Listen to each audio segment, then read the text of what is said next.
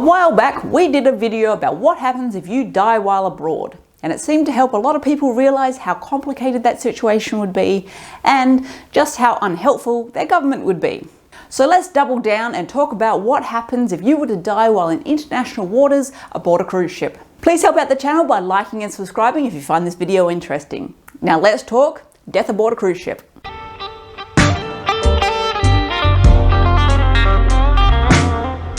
First up, a few statistics so we're all on the same page. Obviously, we all know that the cruise ship industry was one of the first industries to almost completely go under during COVID. So we'll be taking our figures from pre-2020.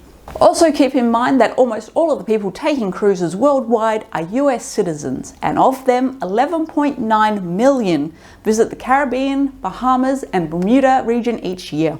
With this in mind, it might be unsurprising to learn that Carnival Cruise Line, whose headquarters are in Florida, USA, has a whopping 45% of the entire cruise line market. Data from 2018 shows that the United States had the highest number of people who went on cruises, about 17 million a year, while China was a way distant second at 2.3 million a year. Germany is third at 2 million a year, while the UK and Australia were fourth and fifth at 1.9 million and 1.3 million.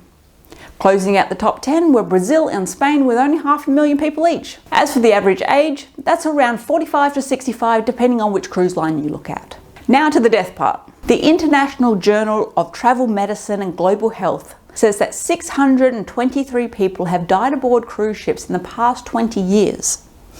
But keep in mind, cruise lines are not exactly the pinnacle of integrity and often find loopholes so that they don't need to report deaths and other crimes and accidents. Many other sources state that approximately 200 people die on cruises every year, so who really knows? But from what has been reported, 97 of these died from cardiac arrest, that was the leading cause of death, 72 from accidental falls overboard, 60 from deliberate jumping overboard, and the rest were a combination of other factors. It should also be noted that in this number, 557 were passengers and 66 were crew members.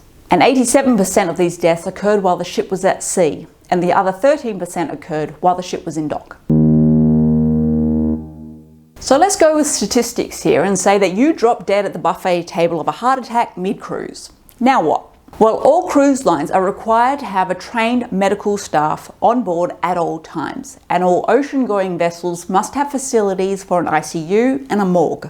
So they will swarm in, retrieve you from the restaurant, and take you to the medical facilities. But obviously, in this situation, you haven't made it, so it's off to cold storage for you. Most large cruise ships can hold 5 to 6 bodies at a time, so you'll be fine. Back to the restaurant, there is usually another specialist team aboard, the guest care team. Should your family or friends be on the ship with you, it is their job to locate them, give them the bad news, and support them until your now frosty self can be taken off the ship. And this is where things get complicated. A ship's morgue can, in theory, carry you around for a week or so, which is fine if it's a short cruise and you're ending up at the same place where you started. But many cruises last a couple of weeks, so you'll likely be taken into port, any port, as soon as possible. If it's a short cruise but it ends at a different place from when it started, you'll be dropped off there.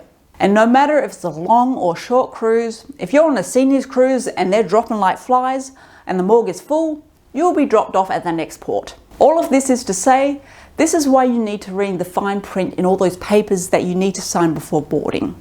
You can cry and wail about how unfair it is all you like, but this is a business and you signed the paperwork.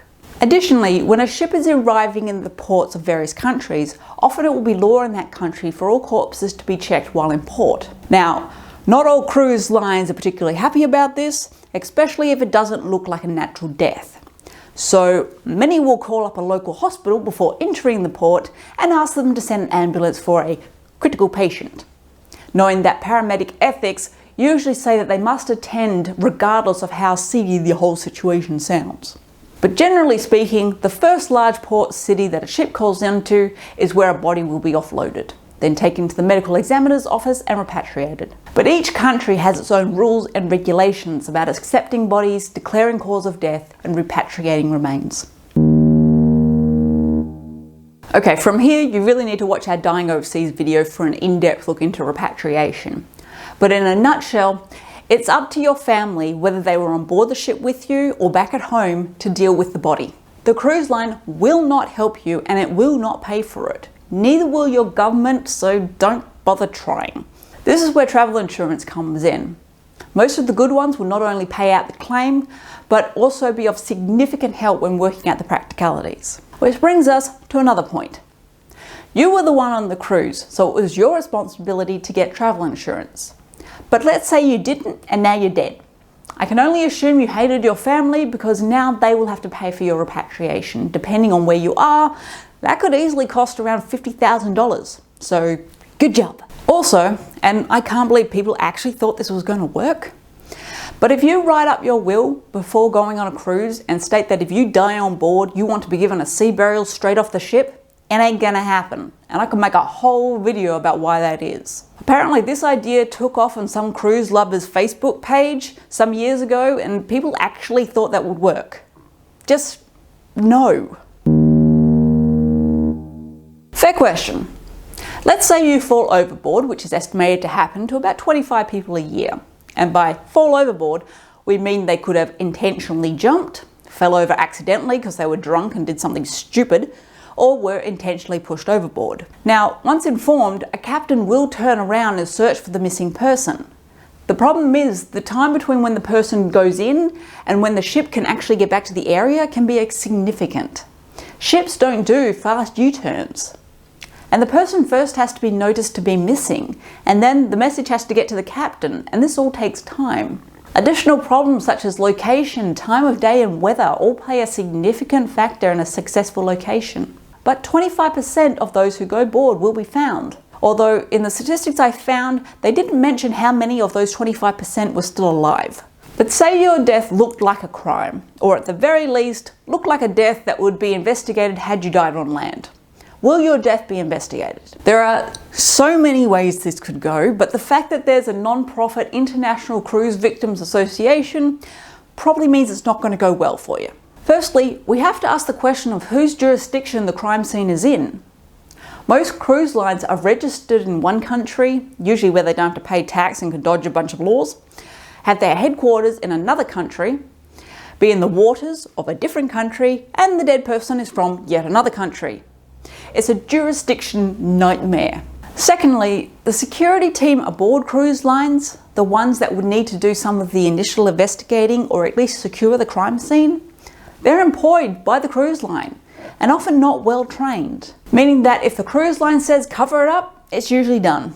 Before social media, cruise lines were able to get away with this a lot more, but even now, if no one witnessed the event, then cleaning up the room, removing security footage, covering it all up, and playing dumb is surprisingly easy. Of course, if it's a bar fight that breaks out and one dude clocks another guy in the face and kills him, they can't cover that up. The attacker will be removed by security and taken to the brig. The ship will inform the authorities back on land and the case will proceed from there. Cruise ships are often called floating cities, which is true in a lot of ways. But they're also billion-dollar businesses. And when you think of it that way, the way they treat deaths makes a lot more sense. Some might say, well, they're obviously covering things up. This will obviously affect their reputation. But it doesn't. Even after the nightmare that was COVID aboard cruise ships, millions of people will be traveling on cruise ships this year. So let's refresh. Make sure you have travel insurance, read the fine print, don't expect anything of the cruise line or your government, and try not to die in international waters. Yeah, I think that's it. Now go talk death.